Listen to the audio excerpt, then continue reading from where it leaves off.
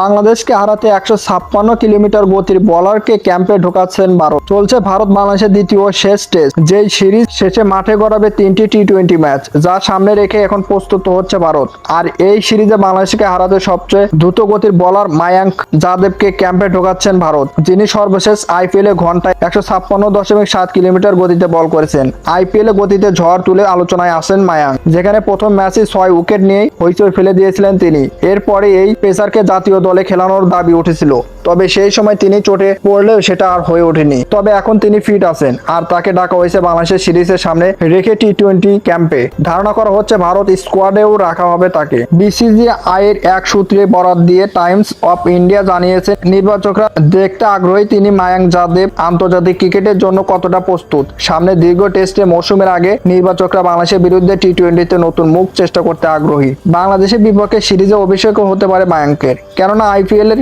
লক্ষণীয় সুপার জায়ান্টসের খেলার সময় মায়াঙ্কের দলে কাজ করেছেন ভারতের বর্তমান কোচ গৌতম গম্ভীর ও বোলিং কোচ মরনে মার্কেল। ফলে মায়াঙ্কের খুব কাছে থেকে দেখে গেছে দুজনকেই, যা জাতীয় দলের অভিষেকের ক্ষেত্রে কাজে লাগতে পারে। উল্লেখযোগ্য যে বাংলাদেশের বিপক্ষে ভারতীয় টি-20 সিরিজ শুরু হচ্ছে 6 অক্টোবর। এরপর 9 ও 12 অক্টোবর সিরিজের দ্বিতীয় ও শেষ টি-20 ম্যাচ খেলবে ভারত। এরপর নিউজিল্যান্ডের বিপক্ষে টেস্ট সিরিজ শুরু হচ্ছে 16 অক্টোবর।